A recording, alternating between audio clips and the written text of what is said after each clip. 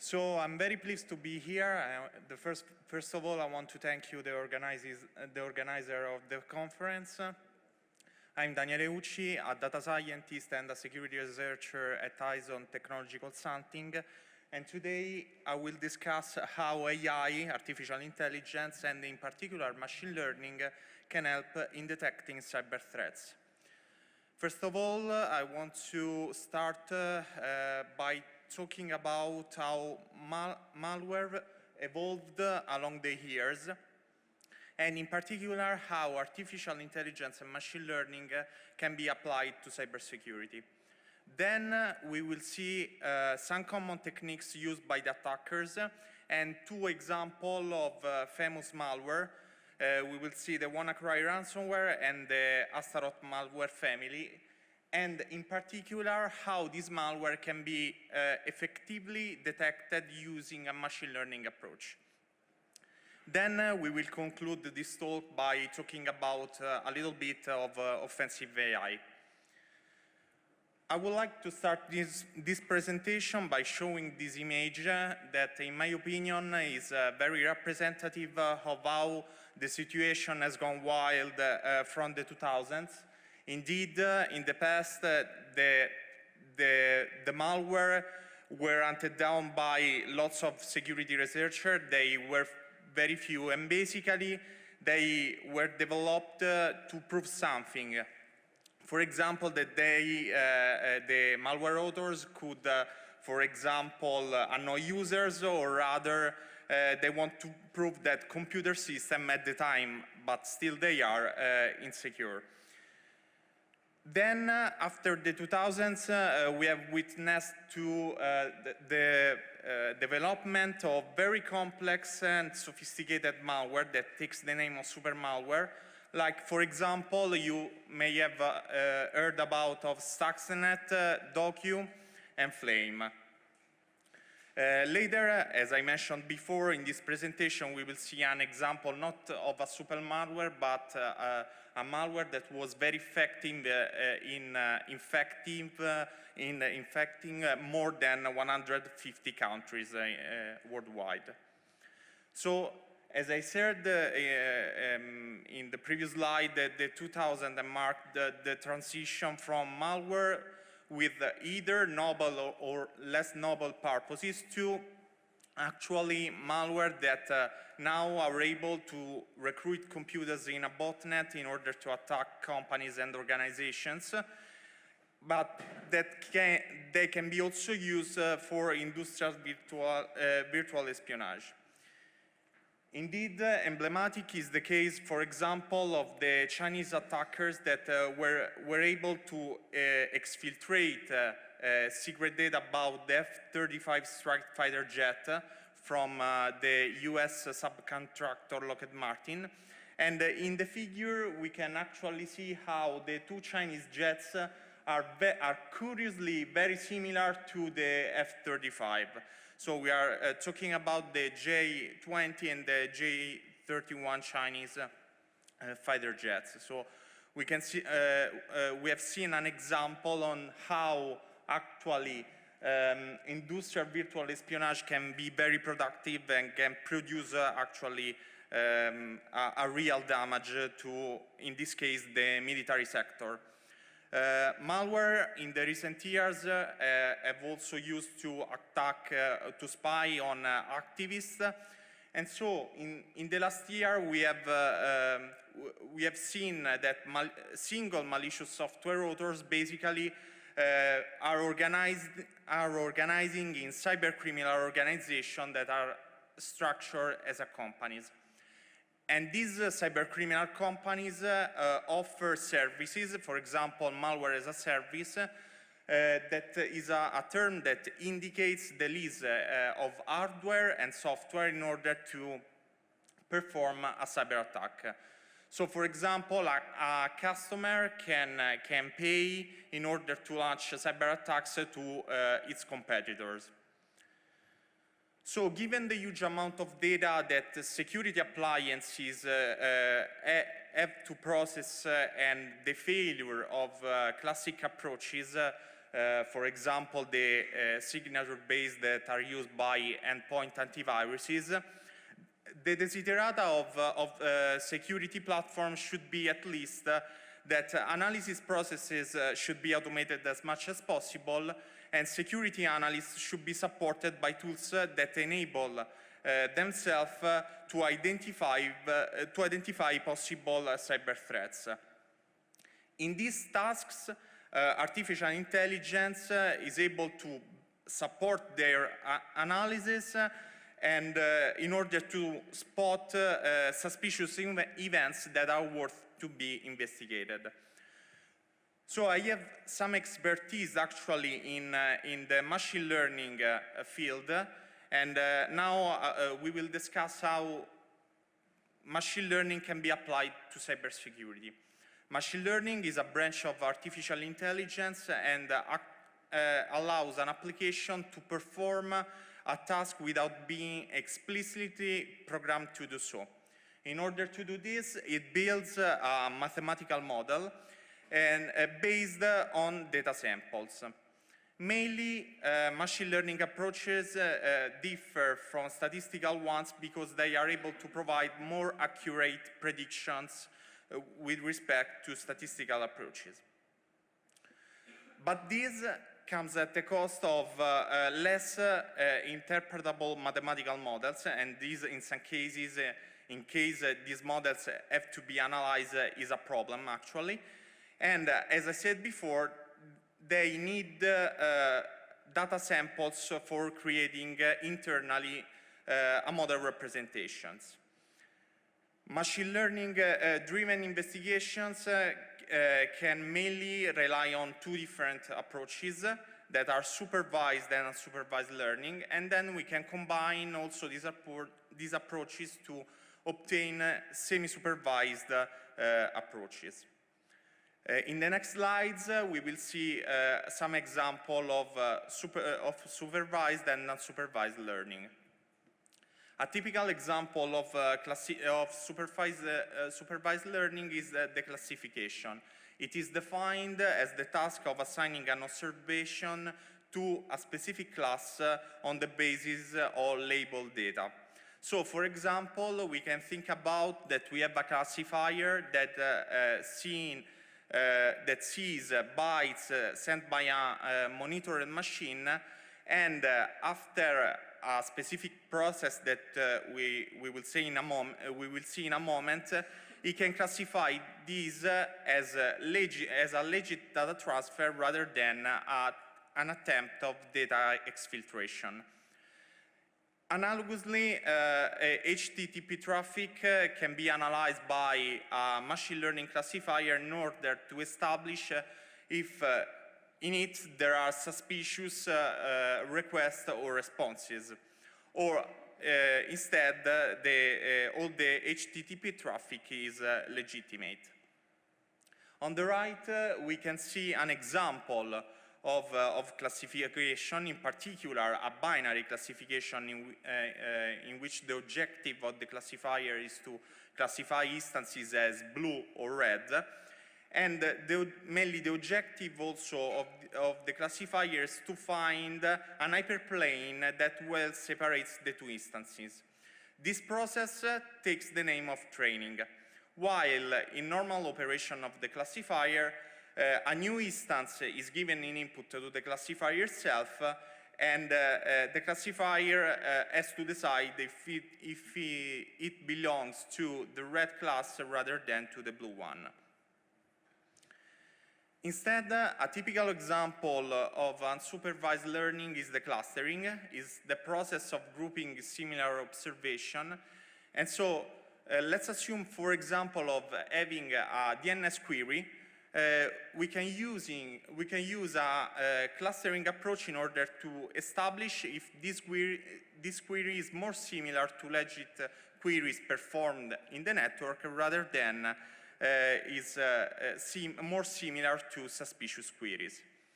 In the figure, we can see on the left, for example, that original and encrypted data are organized in 3 different clusters by using one of the most notable and used algorithms in machine learning for the clearly unsupervised learning that is called the K-means algorithm, while on the right we can see a different type of clustering technique that is called hierarchical clustering, in which single instances instead can be organized into a hierarchy.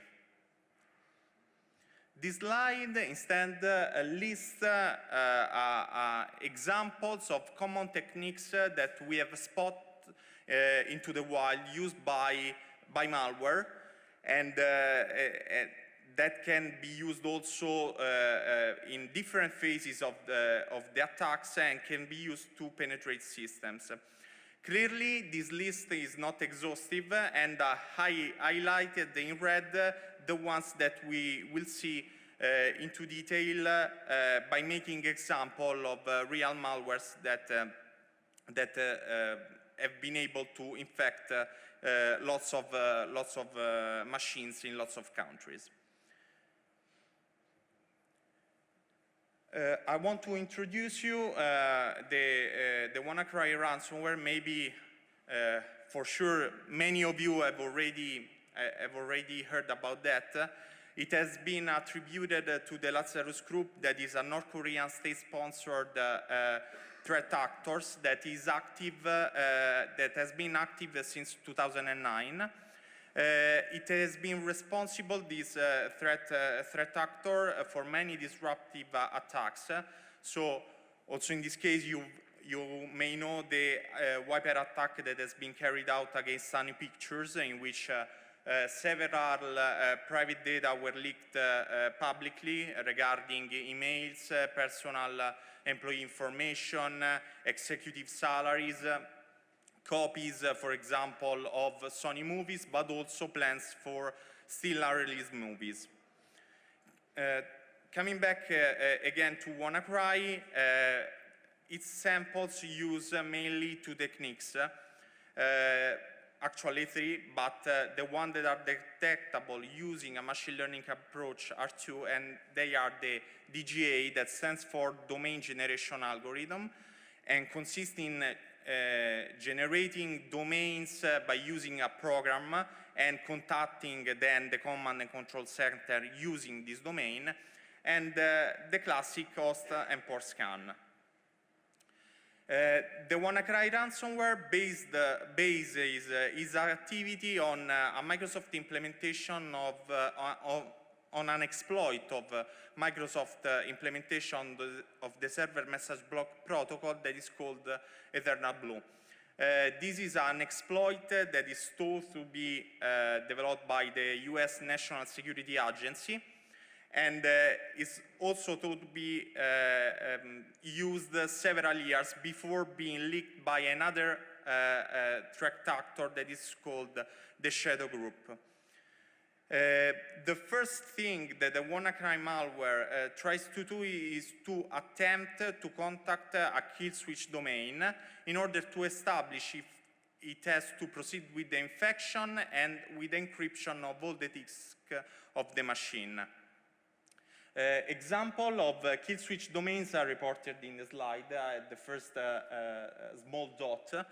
And deeper investigation have also revealed that these domains, these infections actually involve more machines that are more active in the network, since this means that more silent machines in the network that do not perform any activity are less probable to be actually infected by the Wannacry ransomware.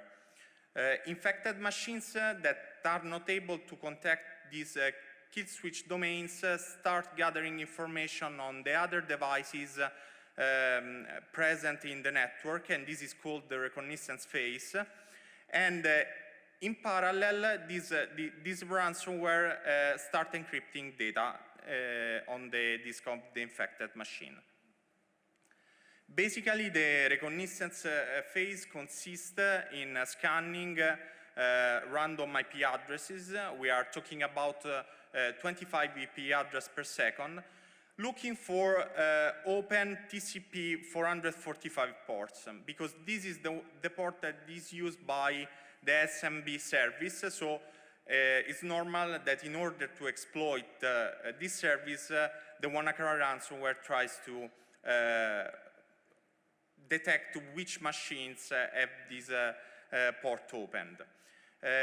Clearly, you can understand well that contacting about 25 IP addresses per second, this allows to spread the infection very rapidly, and this explains also well why the infection has propagated in more than 150 countries. So once one or more machines in the network are found to have the TCP 445 port open, then again the Eternal Blue exploit is run. Also in this case, the reconnaissance and exploitation phase are run in parallel. Now we can see how these phases of the attacks can be actually detected by a machine learning approach. But before, I just want to give you an intuition and a fact. Namely, deeper investigation had found that kill switch domains seems to be obtained from someone that has mashed a few keys on the upper rows of a keyboard. And this somehow suggested by the distance between characters in kill switch domains. The figures report clearly an example of one of them, and also by the character frequency. However, fortunately for us and for the ones that use machine learning approaches, kill switch domains look like as algorithmically generated still. And we can use a machine learning approach in order to detect this kind of contacted domains. So the first thing that a machine learning approach can do is to try to detect and identify which are the peaks of activity of a machine. Since we have just said that Wannacry infection involves machines that are more active in the network. So we can think about on training a classifier that is able to distinguish between a normal activity and instead a peak of the activities of the machine. In particular, we at ISON have found that it's particularly successful to combine a machine learning approach and also a statistical approach in order to maximize the accuracy produced by the two. And as statistical indicators, for example, we can use the one that models the deviation from the usual machine activities. Once, by combining this machine learning approach and a statistical indicator, we can apply again a clustering phase in which each one of the domain containing these peaks is clustered against the group that is more similar to the instance itself. So this means that at the end of the clustering phase, we have queries that are legitimate, clusters representing legitimate queries, while on the other hand, we will have potential and possible algorithmically generated domains. The last phase is the one in which we analyze both the cluster characteristics, but also we perform a lexical analysis on the domains contained in these potential algorithmically generated domains. And there is another consideration that a security analyst or a data scientist can verify if one of these domains have been actually resolved by the DNS of the network, because in this case this means that the malware has been already able to contact the command control center to receive certain information about the attack, or even to exfiltrate data. So it's a very critical level. It's a very critical issue. In a similar manner, we can detect both host and port scans using a similar approach that we have already presented. But now we can focus in particular on specific connection. For example, we can analyze flags of connection in order to detect specific cases of host discovery and port scans. For example, TCP and UDP pings, TCP ACK pings, and so on. But now, instead of domains, we have to collect another type of features. So, for example, we can collect the number of destination machines and ports that are reached in a specific time interval. Outliers that are computed, as we have seen before, now instead represent and describe likely scanning activities. So we have basically seen how using these machine learning techniques is possible to detect a ransomware like Wannacry, but not only this. We can actually detect all the ransomware that behaves and all the malware actually that behaves like Wannacry. Indeed, it's very common for malwares, as you may know, to perform a reconnaissance phase and also to contact command and control center by using these algorithmically generated malwares. Now we can instead see another example, a famous example of malware sample that belongs to the Astaroth malware families. They are basically Trojans and information stealers. They exfiltrate information about emails, e-commerce, banking accounts, and they attacked companies in Europe and Latin America since late 2017.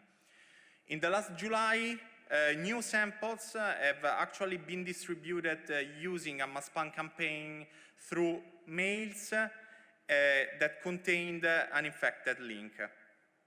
This infected link, once accessed and executed a compressed PowerShell script, it started basically the infection in different stages. The first thing that these kind of malwares do is to create a support file that specifies a command and control domain. Then this command and control domain is contacted to download a JavaScript source code that in turn download other malicious dynamic libraries and a compiler for guaranteeing persistence. Actually, the downloaded dynamic libraries are the ones responsible for extracting sensitive information that are later exfiltrated to either predetermined or algorithmically again generated malicious domains. So we can see that there exists another, but there exist also others, obviously, families of malware that perform DGA to contact command and control centers. Then the communication with these command and control centers are both encrypted and unclear. We will start seeing the case in which these communications are unclear, and again, how it is possible to detect these techniques using a machine learning approach. So, the communication in clear used the covert channels over DNS technique, as maybe some of you may know. A covert channel is a technique to communicate, transfer, or exfiltrate data using different protocols, and in this case, DNS, after having obviously infected a machine in a network. In the figure, we can see some example of covert channel DNS that are performed by a sample of the Astaroth family. And also in this case, we can use machine learning to try to detect queries like we have seen in the previous slide, but also in this slide. We can use now supervised learning approach, namely a classifier, that takes in input that extract actually particular features such for example, the upper lowercase ratio or the number letters ratio of DNS queries. It can analyze also the host name length and the length of each part of the query that has been performed. Clearly, again, this list of features is not exhaustive, and you can add as many features as you want that are actually relevant to the classification. So we can use a classifier that is trained on legitimate queries, and then once a new instance of a DNS query arrives, the classifier can say if it is anomalous or legitimate based on the samples of legitimate queries that he has already analyzed and has been trained.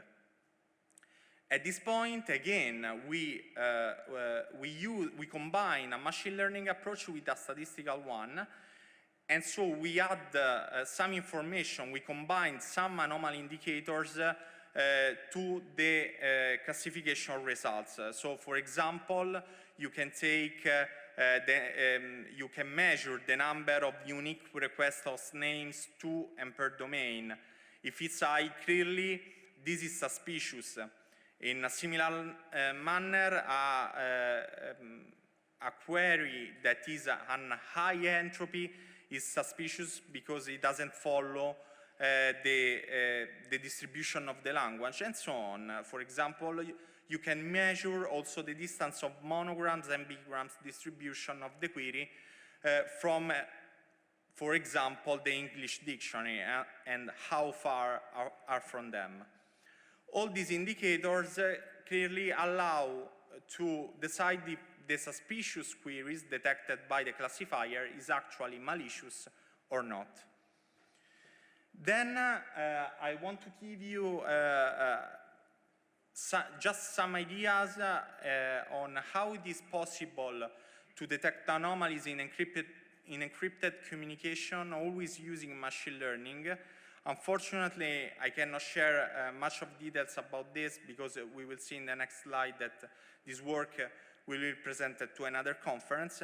Anyway, we are able to use a machine learning approach by analyzing encrypted traffic and extracting information from SSL, TLS metadata, and also by information contained in the authentication certificate exchanged with a server using a secure communications.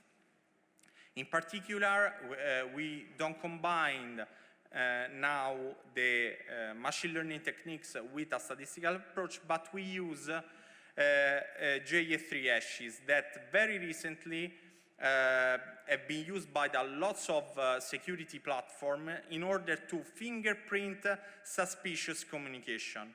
So the objective of these hashes is to fingerprint clients that establish secure connection with servers, for example, located outside the monitoring network itself. As I mentioned before, unfortunately, I cannot disclose so many details because this work has been published to the SSCI conference of 2021, and we will present this work in few days from now. So up to now, we have seen different examples of how machine learning can be executed for defensive purposes. I want to mention about that clearly there exist some attackers that start using artificial intelligence for offensive purposes.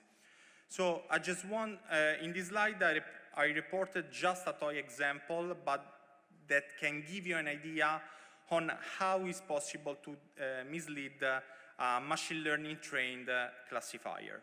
So in the picture, we can see different images of athletes and Hollywood actors that are correctly classified by an image classifier with high accuracy that is reported above the pictures near clean examples.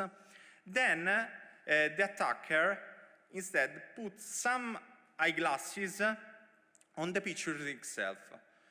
So we can see that we have that, for example, Meg Ryan is classified by, on these examples, in Zac Efron.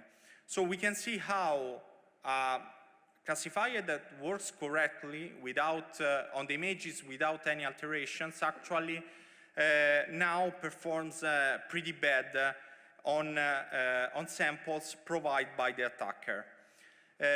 I talk about eyeglasses. Actually, they are pattern of colors that allows to mislead completely the classifier in order to not be able to recognize which is the person in the image.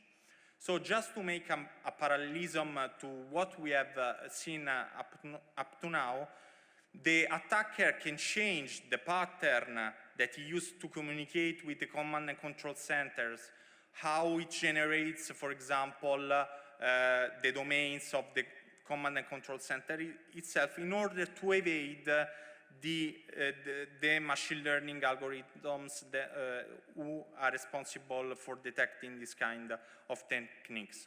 However, the last message that I want to give is that if these features and are chosen properly and they are robust, they are very difficult and maybe impossible to evade for an attacker. So the attacker should be very, very smart in order to evade. And not always is possible to do this because everything runs on some network infrastructures whose the rules are in some cases fixed.